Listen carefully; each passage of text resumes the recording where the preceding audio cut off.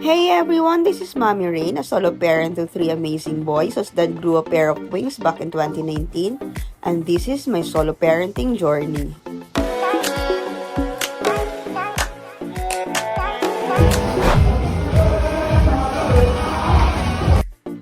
So ayun na nga po, at matapos nila akong mabudol sa Mr. DIY, tumuloy na kami ng night market. Actually magkatabi lang naman kasi sila. Usually kapag pumupunta kami dito sa night market ay para mag food trip. Pero dahil nga busog na sila dahil nakapag-Jollibee na kami, ang talagang pakay na lang namin ay ang mag-ukay.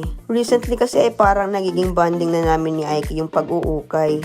Dati ayaw niyang sumama sa akin kapag sinabi kong mag-uukay kami. Pero nung one time na sinama ko siyang mag-ukay at may nagustuhan siyang isang hoodie, we bought it for like 75 pesos if I'm not mistaken. The brand was Gap. Gustong gusto niyang mag-hoodie kaya ayun, medyo na-enjoy na din niyang mag-ukay. Pero that day ang hanap niya ay mga jogging pants, sweatpants, pang PE, ganun. Let's go check the other stalls.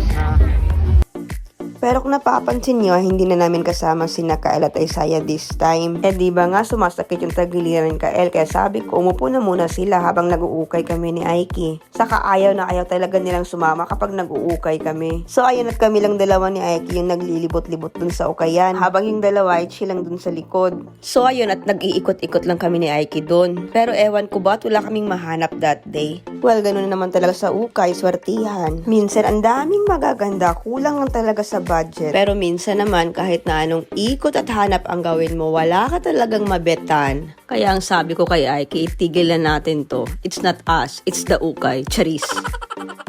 Kaya yun, at napadpad kami dito. Stall siya ng mga kung anik-anik na mga pang-anime, ganun. Diba bet na bet nila ang anime. There's Nezuko.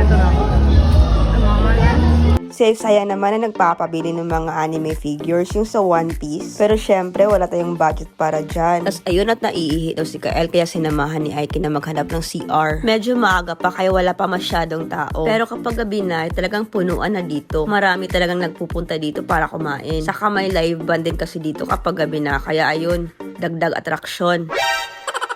Tas nung pagbalik nila pagkatapos magbanyo, may tinuturo si Aiki. Akala ko naman kung ano. Yun pala ay may ukayan pa daw dun sa likod at gusto niyang i-check. Pero ang sabi ko, wag na. Pagod na din kasi ako. Saka yung dalawa, uwing-uwi na din. Pero bago kami umuwi, naghanap muna kami ng pwedeng ulamin pagka-uwi. Ano ay ganyan, 70 ang ulang. Isa ka ulang, take out. Salamat. Namoy ka tong beef steak ninyo? Wala mo beef steak? Beef steak natin, beef steak ma. Pila? Thank you lang ma. Isa po, kanara. Duha kibalik. You feel like eating. So ayun, at ginabi na nga kami. Buti at nakasakay naman kami kaagad. Medyo pahirapan kasi mag-commute kapag ganitong oras na. So yun lang po, at maraming salamat sa panonood. See you on the next vlog. Bye!